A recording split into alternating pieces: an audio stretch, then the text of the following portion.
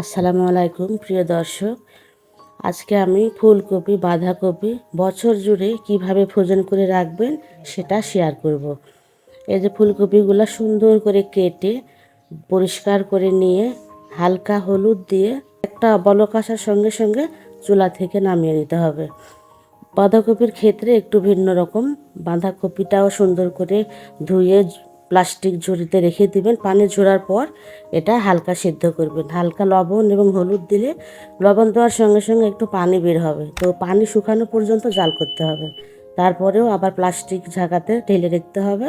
পানি ঝরিয়ে এই যে আস্তে আস্তে সুন্দর করে প্লাস্টিক বাটিতে বা পলিথিনে করে রেখে দিতে পারবেন। এভাবে বছর জুড়ে আপনারা ফ্রোজেন করে রাখতে পারবেন। তো ভিডিওটি ভালো লাগলে লাইক শেয়ার কমেন্ট করে দিবেন।